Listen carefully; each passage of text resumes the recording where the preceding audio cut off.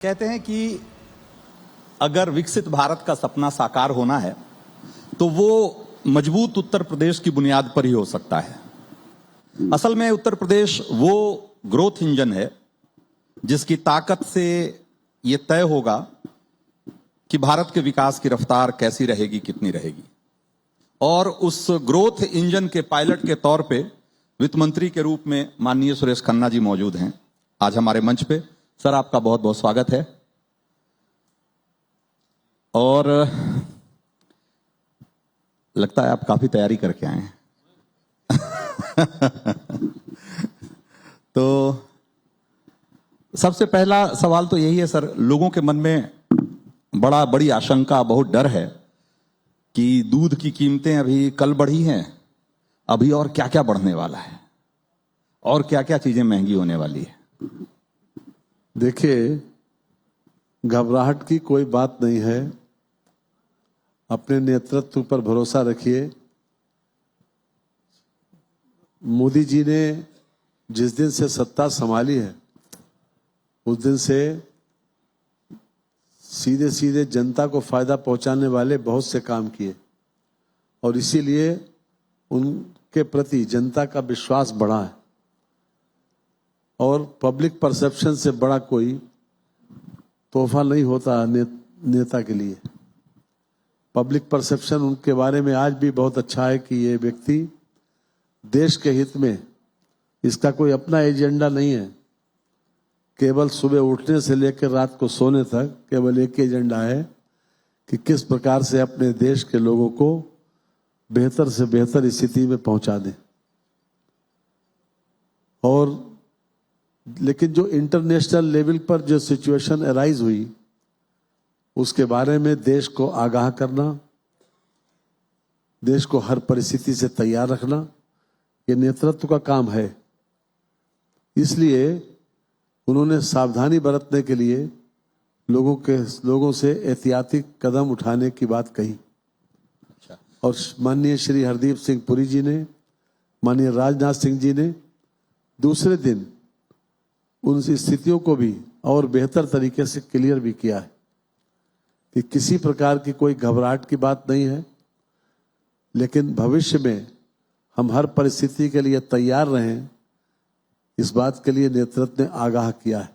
तो क्या आपको लगता है कि मतलब आपका आकलन क्या है कि डीजल पेट्रोल की कीमतें नहीं बढ़ेंगी?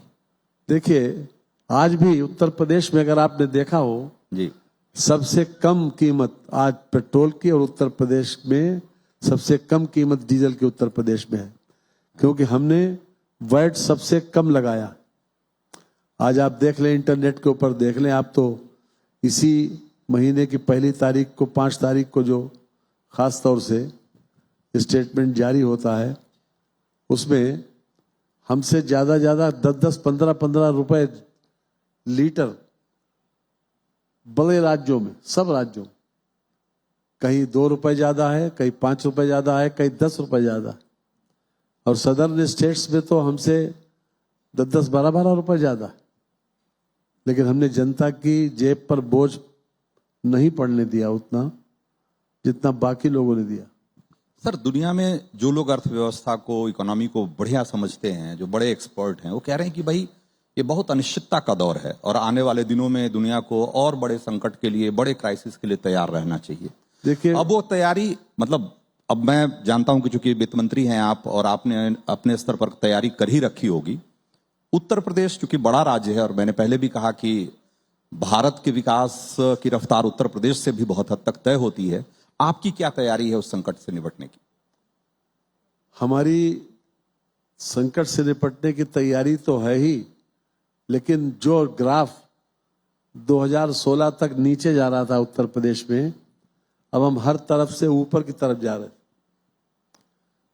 हमारी सरकार ने वादा किया था 2017 के चुनाव से पहले कि हम किसानों का ऋण माफ करेंगे, और जिस समय सत्ता में आई योगी जी उस समय कोई बैंक वाले बात करने को तैयार नहीं थे। ये रेपुटेशन थी उत्तर प्रदेश की।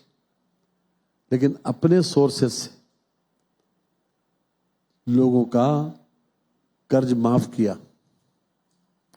लगभग 30,000 करोड़ रुपए से ज्यादा का अपने अपने स्रोतों से। और आज हमारा चाहे एक्सपोर्ट हो, चाहे पर कैपिटा इनकम हो, चाहे जीएसडीपी हो, हर तरह से हम ऊपर की तरफ बढ़ रहे हैं। ऊपर की तरफ और तो निश्चित रूप से इंडस्ट्रियल बढ़ रहे हैं, ग्रोथ भी हमारा सबसे ज्यादा है। जी। आज हम महाराष्ट्र और गुजरात के बाद हमारा इंडस्ट्रियल ग्रोथ सबसे ज्यादा है।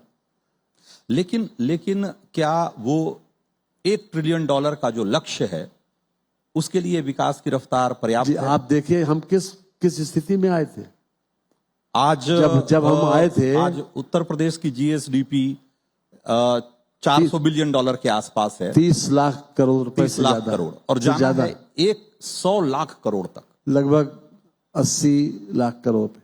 जब तक आप वहां पहुंचेंगे तब तक रुपए जिस रफ्तार से नीचे गिर रहा है, हो सकता है 100 लाख करोड़ के आसपास ही हो जाए। तो बहुत लंबा सफर है अभी तो। जी हाँ, लेकिन हमने कितनी ऊंचाई चढ़ी। हम 12 लाख करोड़ रुपए पर आए थे और आज हम 30 लाख करोड़ से ज्यादा पर, बल्कि नीति आयोग ने तो हमको 31 लाख करोड़ रुपए हमारा जो इवेल्युएट किया।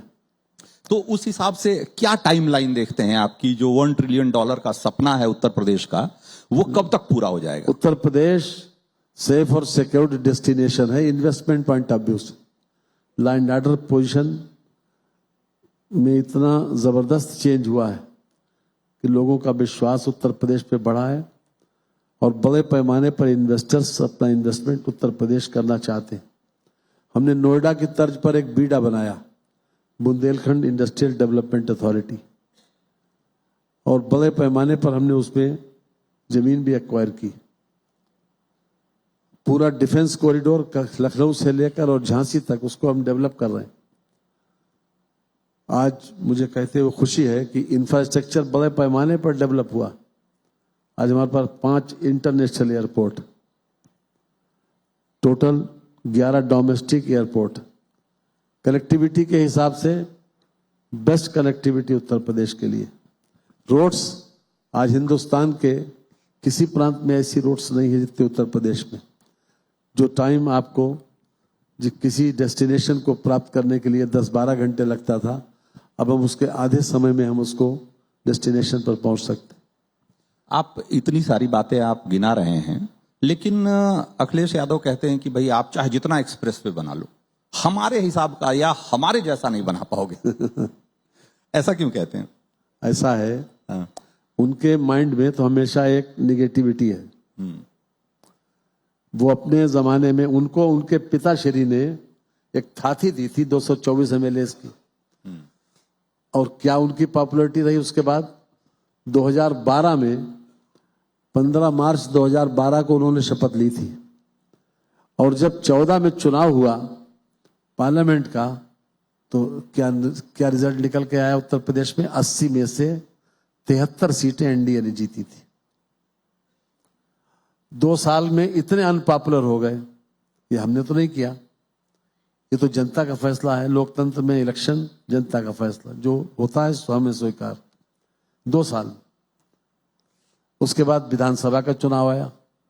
कभी एक पार्टी को, जनता पार्टी को 350 सीटें मिली थी 1977 में, लेकिन कभी एक पार्टी को इतना बहुमत नहीं मिला पिछले 50 सालों में। 403 में 325 सीटें एनडीए को मिली। ये किसका करिश्मा है? एक तरफ उस वक्त की सरकार की एंटी इनकम्बेंसी और हमारे लीडर के प्रति विश्वास। लेकिन पिछले लोकसभा चुनाव में क्या हुआ? पिछले लोकसभा के चुनाव में एक गलत बयानी करके, एक झूठा प्रचार करके कि संविधान में संशोधन होने जा रहा है। क्या संशोधन होने जा रहा? आरक्षण खत्म होने जा रहा। इस आरक्षण की व्यवस्था को समाप्त करने का झूठा प्रचार किया गया। उस झूठे प्रचार के ऊपर झूठ के ज्यादा पैर होते नहीं, लेकिन कभी कभी ऐसा होता है कि बहुत देर तक कोई आदमी बहुत बार झूठ बोले तो उसको भी कभी भ्रमवश लोग सच मान लेते। वो केवल उसी की परिणति थी। लेकिन उसके बाद जो उपचुनाव हुए उसमें क्या हुआ? उसके बाद आज की तारीख में जो पब्लिक परसेप्शन है वो ये है कि मोदी और योगी इस देश के लिए वरदान है। और इन्हीं के हाथ में प्रदेश और देश पूरी तरीके से सुरक्षित है। तो इसी तरह के लेकिन आरोप तो विपक्ष भी आपके ऊपर लगाता है। वो कह रहे हैं कि भाई आप तो वोट चोरी से जीतने वाले लोग हैं। आप लोग उनके पास पहले से, देखिए ये लोग पहले से एक्सरसाइज करते हैं, बाद में कहना क्या है। ये तो पहले से प्रैक्टिकल कर लेते हैं अपना कि इनको चुनाव में हारने के बाद क्या देना है। बंगाल में क्या हुआ, बंगाल में क्या हुआ, अभी हाल ही का चुनाव हुआ, तो वो तो कह रहे हैं कि आसाम में तीसरी बार एसआईआर के जरिए, वोट चोरी के जरिए, वोटर्स के नाम काट के, वोटर लिस्ट हिंदू के नहीं, मुसलमान वोटर करके आप लिस्ट चुनाव जीतते को हैं। अगर वोटर लिस्ट को दुरुस्त किया जाए तो इसमें गलती क्या है। चुनाव आयोग की जिम्मेदारी है कि वोटर लिस्ट सही करे, ये चुनाव आयोग की जिम्मेदारी। और चुनाव आयोग ने अपनी एक्सरसाइज करके वोटर लिस्ट को दुरुस्त किया। ऐसे आपके पास कोई झुंड या कोई ऐसा ग्रुप या कोई आया कि हमारे वोट काट दिए गए? क्यों? जो वोट लोग उत्तर प्रदेश में 2 करोड़ वोट कटे, कितने लोगों ने कंप्लेंट की हमारा वोट काट दिया गया? यही लोग चिल्लाते रहे एसआईआर एसआईआर। जो फर्जी किसी जैसे सर्विस क्लास लोग वोट बनवाते हैं जब जहां पहुंचते हैं, लेकिन जब ट्रांसफर होता है वोट उस वोटर लिस्ट पे नाम रह जाता है, उसको कटवाते नहीं। तो ये वोटर लिस्ट, बहुत दिनों से वोटर लिस्ट को सही कराने की मांग चली आ रही थी और सभी लोग करते थे। उस वोटर लिस्ट को सही किया गया। कितने लोगों ने अभी तक शिकायत की आपसे कि मेरा वोट काट दिया गया? यही लोग चिल्लाते हैं, क्योंकि इनके पास और कोई विषय नहीं है, केवल अपनी फेस सेविंग कैसे करें। अब हमारी बंगाल की जो चीफ मिनिस्टर थी, उन्होंने कहा हम इस्तीफा नहीं देंगे। आज तक डेमोक्रेसी में कभी यह हुआ नहीं कि जब उनका हम इस्तीफा क्यों दें इस्तीफा, बताइए। अब जब तुम चुनाव जनता ने नकार दिया, चुनाव हार गई, अब बैठो घर जाके, थोड़ा मनन करो, चिंतन करो। एक बार फिर से मैं लौटूंगा। अभी आपने थोड़ी देर पहले कहा कि हमारे यहाँ कानून व्यवस्था की स्थिति बहुत अच्छी हुई है और इसीलिए हर आदमी यहाँ इन्वेस्ट करना चाहता है। और मैंने देखा कि जो इन्वेस्टर समिट वगैरह हुए उसमें 50 लाख करोड़ से ज्यादा के एमओयू हुए। लोग कहते हैं कि भाई एमओयू करने में आप बहुत तेज हैं, लेकिन असल में आपके यहाँ कोई इन्वेस्टमेंट आता नहीं। और विपक्ष आरोप लगाता है कि आपका जो विकास है सिर्फ दिखावे वाला विकास है, इससे रोजगार वगैरह नहीं आ रहे। जिन लोगों ने इन्वेस्ट किया है, आप उनका इंटरव्यू ले लें तो आपको मालूम होगा। जिन लोगों ने यहां पर अभी लखनऊ में ही हिंदुजा ग्रुप ने एक गाड़ी बनाने का कारखाना लगाया, बस अशोक लीलैंड, आपको जानकारी होगी। एक बहुत बड़ा ग्रुप उत्तर प्रदेश पे उन्होंने इन्वेस्ट किया। अब उनसे पूछिए कि इनसे पूछें, हीरानंदानी ने डाटा सेंटर लगाया, उनसे पूछिए। उनके अपने पर्सनल, मैं डावोस गया था, या तो हमारे पवेलियन में भीड़ थी और या फिर थोड़ा बहुत आंध्र प्रदेश में, बाकी सारे पवेलियंस ऐसे थे, क्योंकि लोगों को यह उत्सुकता है कि उत्तर प्रदेश में एक ट्रिमेंडस चेंज हुआ है। उत्तर प्रदेश बिजली की क्या पोजीशन थी?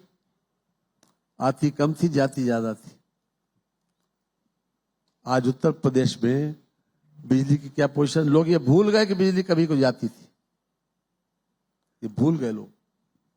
लेकिन आज की तारीख में उत्तर प्रदेश में हमने एग्जेम्पलरी काम किए। बेरोजगारी के मोर्चे पर कैसा बेरोजगारी की दर अगर आप देखें, आप जिस फोरम को भी मानते हो, उन्होंने बाकायदा इसको स्टडी करके जो बेरोजगारी की दर थी उसमें बड़े पैमाने पर गिरावट आई है।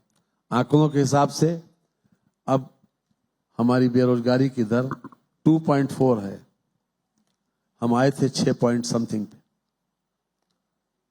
और हमने लोगों को, जब मोदी जी ने, नीति आयोग का आंकड़ा है कि पूरे देश में 25 करोड़ लोगों को गरीबी रेखा से बाहर निकाला और उत्तर प्रदेश में लगभग 6 करोड़ लोगों को,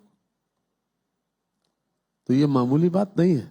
आज जो बुनियादी जरूरतें थी, जो 1952 के बाद पहली दूसरी सरकारों को करना चाहिए थी, वो हमारी इस सरकार ने किया, एनडीए सरकार ने किया, बीजेपी की सरकार ने किया। एक और सवाल जो कि कई लोगों के जहन में सवाल आता है कि भाई आज की तारीख में भारत में जो जहां कई नए राज्यों में बीजेपी की सरकारें बन रही है, वहां भी योगी मॉडल की खूब चर्चा है।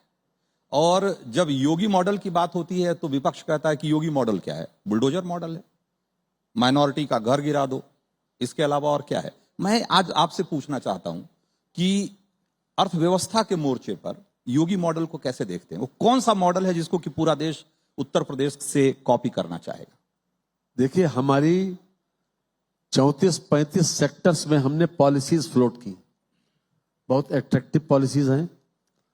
और वो पॉलिसी ऐसी है कि आदमी स्वयं समय समय के ऊपर हम उनको अगर इंसेंटिव देने की बात कही हमने, तो बाकायदा प्रोग्राम करके उसको इंसेंटिवाइज किया। तो जो कहा उसको करके दिखाया भी। अगर हमने कहा था किसानों का कर्जा माफ करेंगे, तो किसानों का कर्ज विश्वास इसलिए बढ़ा कि किसानों का कर्जा हमने माफ किया। हमने इंडस्ट्रियलिस्ट से अगर वादा किया कि हम तुमको ये इंसेंटिवाइज करेंगे, आज एफडीआई पर हम 75% तक की सब्सिडी दे रहे हैं। कोई डायरेक्ट अगर एफडीआई कोई इन्वेस्ट करता है उत्तर प्रदेश में, तो 75% तक की सब्सिडी ये हम दे रहे हैं। ऐसी किसी प्रांत की पॉलिसी नहीं। तो ये पॉलिसीज फ्लोट करना, उसके प्रति लोगों को विश्वास दिलाना, और फिर उसको फिर समय रहते हुए उसको पूरा करना, इसलिए विश्वास बढ़ा है। जो लोगों के रेमिनिसेंस हैं, लोगों के अपने तजुर्बे हैं, जिन लोगों का अपना पर्सनल एक्सपीरियंस है, आप उन लोगों का इंटरव्यू लीजिए कि वो क्या कहते हैं। आज हमारा हीरानंदानी जो वो हैं, जो सबसे बड़े, मैं समझता हूं कि हिंदुस्तान के एक बड़े बिल्डर के रूप में उनकी पहचान है। महाराष्ट्र में तो उनका बनाया हुआ बिल्डिंग 20% ज्यादा लोग खरीदते हैं। ये क्वालिटी है उनका, आज भी यही स्थिति है। आज वो पूछिए उनसे, दावोस में या जहां कहीं भी उनको बोलने का मौका मिला तो उन्होंने उत्तर प्रदेश को सबसे ज्यादा अप्रिशिएट किया। उनका पर्सनल एक्सपीरियंस। हम डाटा सेंटर बना रहे हैं, सेमीकंडक्टर के लोग आ रहे हैं, HCL और फॉक्सकॉन जैसी कंपनियां ने, उन्होंने उत्तर प्रदेश को पसंद किया। एक और सवाल, हाल के दिनों में जितने भी विधानसभा के चुनाव हुए, उसमें कहा गया कि भाई लाभार्थी फैक्टर सबसे बड़ा फैक्टर है। महिलाओं के खाते में जो सीधे सीधे जो पैसे डाले जा रहे हैं, उसका बड़ा फायदा हुआ है वहां की सत्ताधारी पार्टियों को, या जिन्होंने बढ़ चढ़ के वादे कर दिए उससे उनको इसका फायदा हुआ। बंगाल में कह रहे हैं कि उसका फायदा हुआ आपको, और बाकी दूसरे राज्यों में भी, असम में भी इसी तरह की बात कही जा रही है। अब इस बीच यूपी में कन्या सुमंगला योजना की चर्चा है। क्या इसके जरिए भी आप वही करने की कोशिश कर रहे हैं जो बाकी राज्यों में किया गया है, महिलाओं को एक तरीके से वोट के लिए पैसे डालने का काम? महिला सशक्तिकरण हमने फेजेस में किया। किसी के घर में लड़की पैदा होती थी तो वो उसको कैसा देखते थे। हमारे जो समाज का एकदम से सिनेरियो हम नहीं बदल सकते, समाज की ओवरनाइट हम उसकी सोच नहीं बदल सकते, लेकिन अगर हमारे वहां कन्या पैदा हो तब लड्डू लोग नहीं बांटेंगे। जब लड़का पैदा होता है तो लोग लड्डू बांटते हैं, लड़का पैदा होता है तो लोग बधाई देते हैं। तो सवाल ये, योगी जी ने पहले जन्म से लेकर और शादी तक की लड़की की व्यवस्था की कि जिन परिवारों की आमदनी 2 लाख रुपए से कम है, उनको हम पहले 15,000 रुपए देते थे, आजकल 25,000 दे रहे हैं। अगर लड़की पैदा हो तो योगी जी ने जो 5,000 रुपए दिए उससे लड्डू बांटो। लड़की पैदा होने पर 5,000 रुपए, जब वो 1 साल की हो जाए तब 2,000, जब वो एडमिशन लेने जाए तब 3,000। इस तरह से 6 चरणों में 25,000 रुपए हम उसको दे रहे हैं। लगभग 27 लाख लोग इससे लाभान्वित हो रहे हैं। एक परिवार की 2 कन्याएं, इस प्रकार से हम उनको फैसिलिटेट कर रहे हैं। अब एक तरफ हम जब नारी सशक्तिकरण की बात कहते हैं तो सशक्तिकरण तो तभी होगा जब हमको उनको शिक्षित करेंगे। बिना शिक्षा के सशक्तिकरण काहेगा, और बिना शिक्षा के विकास कैसा। और वो लोग, और विपक्ष कह रहा है कि भाई इसके जरिए वोट सशक्तिकरण का काम हो रहा है। देखिए, एक बात बताएं आपको, विपक्ष के पास सिवाय निगेटिविटी के और कुछ भी नहीं है। उनके पास उनको मैंने कहा ना कि तुमको थाती दी थी 224 की, वो संभाल नहीं पाए। वो कितने में सिमट गए? 47 में सिमट गए। आके उनके 2017 के चुनाव में वो 47 में सिमट गए। उनके पास पीडीए भी नहीं है। है जी? पीडीए भी नहीं है उनके पास। किसके पास? विपक्ष के पास। उनका अखिलेश जी के PDA का पास नारा है। पीडीए है कि नहीं? उनके पास पीडीए का नारा है, नारा है। परिवार डेवलपमेंट अथॉरिटी है वो। और पूरे उनको को देखिए, एक एक परिवार में 5-5, 6-6 MP, एक एक परिवार डेवलपमेंट नहीं हो रहा है। परिवार डेवलपमेंट अथॉरिटी तो है, यही है परिवार डेवलपमेंट अथॉरिटी। ये केवल नारा है। जब वो थे उन्होंने क्या किया? सशक्तिकरण तो तभी होगा जब किसी न किसी रूप में उनको फैसिलिटेट करेंगे। और शिक्षित करना क्या बुरा काम है? क्या शिक्षा की जरूरत नहीं? लेकिन फैसिलिटेट करने के नाम पे बहुत सारे राज्यों में ये फ्रीबीज का जो कल्चर, राज्यों की बात हमसे पूछ रहे हैं। नहीं, मैं जानना चाहता हूं कि ये जो डायरेक्ट बेनिफिट ट्रांसफर का मामला है, उसके जरिए बहुत सारे लोग कह रहे हैं कि भाई ये एक तरीका हो गया है वोट बैंक को प्रभावित करने का, एक तरीका हो गया है फ्रीबीज बांटने का, किसी भी योजना के नाम पे बांट दो। क्या आपको लगता है कि बहुत सारे राज्य जो कर्जे में डूबे हुए हैं वो भी ये फ्रीबीज बांट रहे हैं? क्या ये ठीक इकोनॉमी है या ठीक अर्थशास्त्र है? एक बात हम आपसे पूछना चाहेंगे कि अगर हम किसी ट्रेड को उसको प्रोत्साहित करना चाहेंगे तो उसको डिफरेंट तरीके से हम उसको छूट देंगे, हम उसको टैक्स में छूट देंगे, उनको इजी गोइंग उनके लिए जो मैकेनिज्म है उसको आसानी से उनको वो चीज प्राप्त हो जाए, ये कोशिश करेंगे। और साथ ही साथ उनको किसी न किसी रूप में आर्थिक रूप से भी इंसेंटिवाइज करेंगे। तभी वो आत्मनिर्भर बनेंगे, तभी वो आगे बढ़ेंगे। जितने भी मुल्क, वो सरकारें सबसे अच्छी मानी जाती हैं जो कर्जा लेने के बाद कैपिटल इन्वेस्टमेंट जिसका ज्यादा हो। हमारा कैपिटल इन्वेस्टमेंट 1 लाख करोड़ रुपए से ऊपर है। और हमने उन लोगों को रोजगार भी दिया है और संपत्तियों का सृजन भी होता है कैपिटल इन्वेस्टमेंट से। और हमने किया है। हमारा रेवेन्यू सरप्लस स्टेट है। 59,326 करोड़ रुपए का हमारा रेवेन्यू सरप्लस स्टेट है। ये 31 मार्च सन 26 की फिगर। लेकिन बहुत सारे इकोनॉमिस्ट मानते हैं कि एक डेवलपिंग स्टेट का या एक डेवलपिंग कंट्री का रेवेन्यू सरप्लस होना कोई अच्छी बात नहीं है, क्योंकि इसका मतलब यह है कि आपके पास पैसे संसाधन आ तो रहे हैं लेकिन आप उसको खर्च नहीं कर पा रहे। किसी स्टेट का है 1 लाख करोड़ रुपए का कैपिटल इन्वेस्टमेंट? नहीं, स्टेट का है। लेकिन अगर आपने 1 लाख करोड़ किया तो आप 1.5 लाख करोड़ कर सकते थे। आपके पास वो क्षमता है। आप 50,000 करोड़ किसके लिए बचा रहे हैं? लोग जानना चाहते हैं। हम बचा नहीं रहे हैं। हम ये इसलिए कह रहे हैं कि, और सुनिए, रेवेन्यू सरप्लस स्टेट का मतलब क्या है? कि हमारा जो रेवेन्यू एक्सपेंडिचर है वो रेवेन्यू रिसीट से कम है। रेवेन्यू एक्सपेंडिचर कम है और कैपिटल इन्वेस्टमेंट ज्यादा है। तो कैपिटल इन्वेस्टमेंट हम फेंकेंगे नहीं जाके, हम किसी न किसी रूप में संपत्तियों के सृजन में लगाएंगे या किसी न किसी रूप में इंसेंटिवाइज उन लोगों को करेंगे जो लोग संपत्ति का सृजन करते।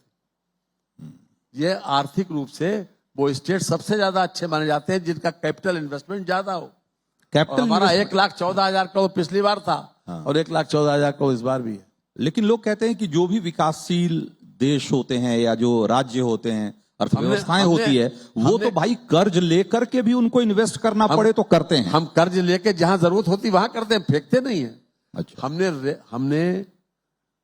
हमने तो फाइनेंशियल डिसिप्लिन मेंटेन किया, जो मितव्ययता थी वो मेंटेन किया, जितनी भी फिजूल खर्ची थी वो रोकी। हम एक ही एग्जाम्पल आपको देंगे। कांग्रेस के पीरियड में 1980 में एक कानून पास हुआ कि सभी लोग चपरासी से लेकर चीफ सेक्रेटरी तक अगर इनकम टैक्स के स्लैब में आएंगे तो वो इनकम टैक्स अपनी जेब से देंगे। लेकिन अगर मंत्री लोगों के ऊपर इनकम टैक्स बनता है तो ये सरकार देगी। आपको सुनने में मुझे नहीं मालूम कैसा लगा, लेकिन ये हुआ है। 40 साल ये हुआ। जब मेरे सामने फाइला में फाइनेंस मिनिस्टर जब बना तो मैंने देखा, तो मैं पहले तो चौंका। मैंने तो उसको, जो हमारा ऑफिस सुपरिटेंडेंट था, हमने कहा तुम जानते नहीं, तुम बेवकूफ आदमी हो, तुम गलत सलत रिपोर्टिंग करते हो। बोले साहब मैं तो आपको स्टेटमेंट दे सकता हूँ जितना साल जमा हमने इस बार किया। हमने कितना जमा किया? बोले 86 लाख जमा किया, 86 लाख। तो हमने लेके आओ अच्छा।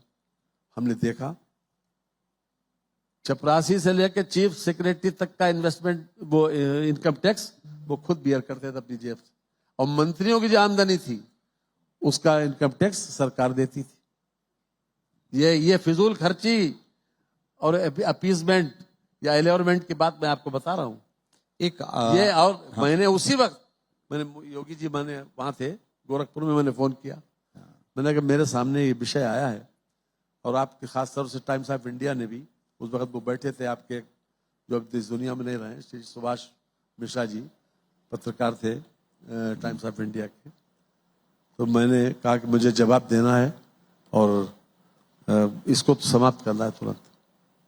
मैंने उसी वक्त योगी जी की परमिशन लेके मैंने पेपर में दे दिया इसको समाप्त करना, क्योंकि जब तक जहां पर जैसी कोई ऐसी कोई स्थिति अनामोली देखने मिली तो उसको तुरंत खत्म किया। हमने सत्ता में आने के बाद 46 सब ट्रेजरी बंद की, न 1 रुपए का काम, सिर्फ सिक्योरिटी बैठी, एक बाबू बैठा, चल रही सब ट्रेजरी। आपकी सरकार में एक और चीज जो हुआ है जो कि बड़ा उल्लेखनीय है और जिसकी बड़ी चर्चा भी होती है, वो ये है कि विकास में या अर्थव्यवस्था में जो धार्मिक पर्यटन है या धर्म से जुड़े हुए जो कार्यकलाप हैं उसकी बड़ी भूमिका उभर कर सामने आई है।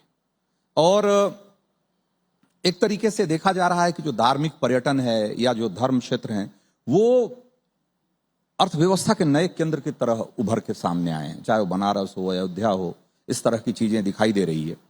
पहले की सरकारों ने इस बारे में कभी क्यों नहीं सोचा? अब पहले की सरकारों ने नहीं सोचा तो ये उनके रिप्रेजेंटेटिव से पूछिए कि उनके पास, देखिए सत्ता किस लिए मिली, सेवा करने के लिए या केवल भोगने के लिए?